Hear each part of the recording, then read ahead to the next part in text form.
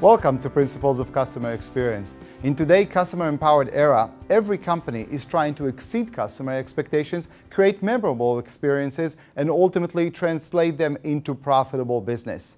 Today, we will discover what are the principles of customer experience, how do companies actually design memorable experiences, and we'll learn from some of the best practices. Join me on the journey and welcome.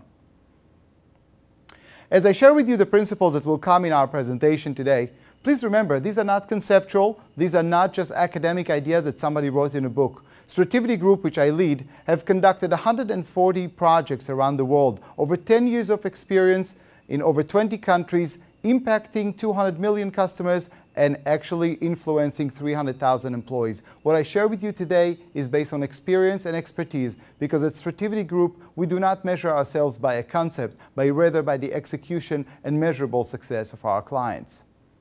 I love my customers. Every CEO will tell me that every company have at least one program, and probably the t-shirts and the mugs and the poster that says that the customer is king, and everything we have to do has to focus on the customer. So what is different? What does customer experience bring to the table that we have not heard before, that we have not worked on before as an organization and as individuals?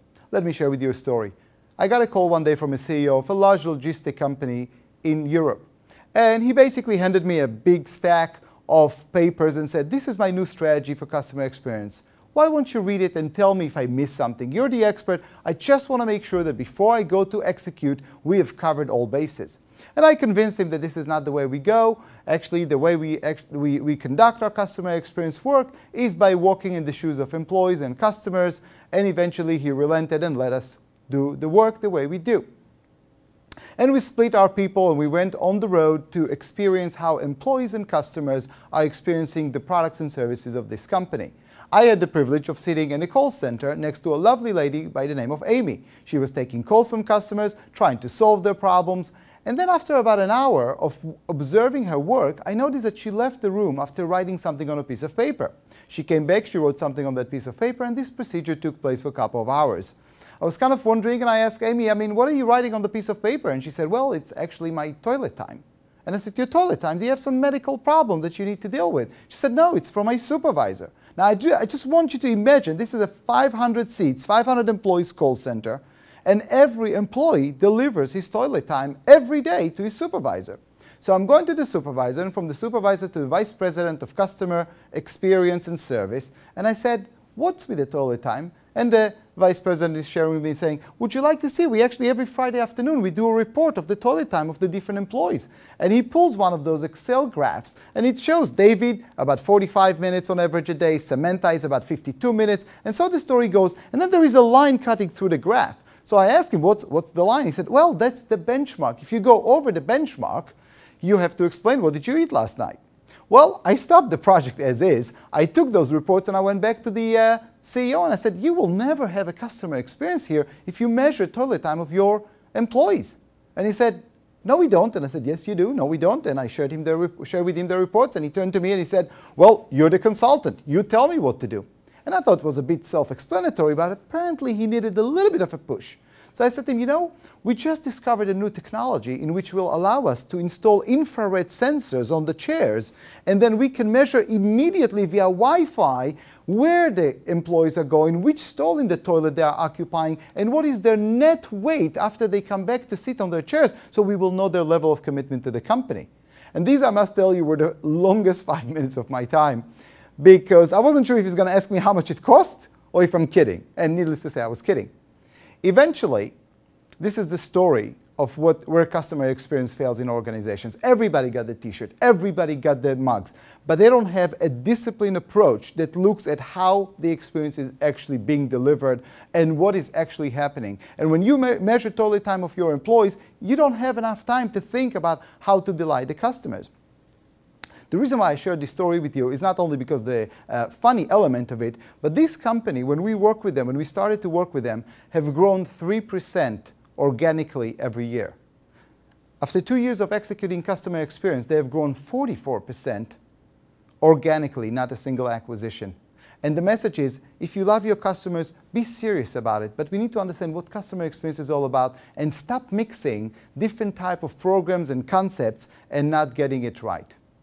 So when clients will come to us and we'll say to them, what is your business problem? What are you trying to solve? As you can see on the slide, we have a wide variety from our net promoter score is not great, to the loyalty is going down, to customer satisfaction is not great, to customer engagement is not great. And these are all soft problems until you actually get to the real problem.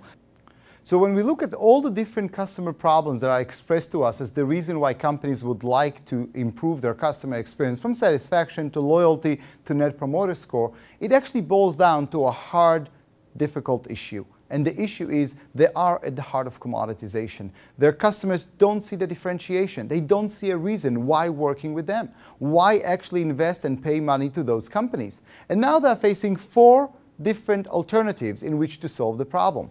They can add value before the sale, they can innovate their products and services, they can add value after the sale, or they can focus on discounts. Needless to say, any time that a company is focusing on discounts and reducing their price, they're basically giving up on commoditization and are following the trends of commoditization. But we need to establish very clearly from the beginning, customer experience is here to solve a very serious business problem. It's not just about making customers smile nicer. It's about how do we get out of commoditization and into differentiation, and a differentiation that customers actually get to see, appreciate, and are willing to pay for. So where's the problem? In fact, when we look at organizations around the world, all of them have t-shirts and mugs and so on and so forth.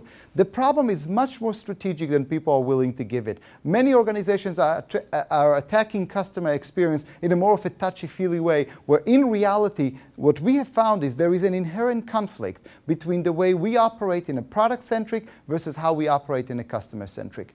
So let's look at this slide and understand it a little bit better.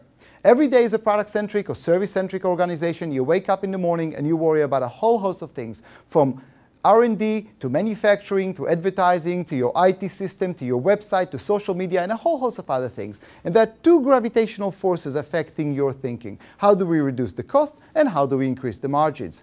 Your customer wakes up in the morning and she lives in a different ecosystem. She's worried about her job security and her children and religion and faith and her future and a whole host of other aspirations that she has. And she has 2 gravitational forces affecting her thinking. The first one is, how do I increase my satisfaction and experience, or how do I reduce the price?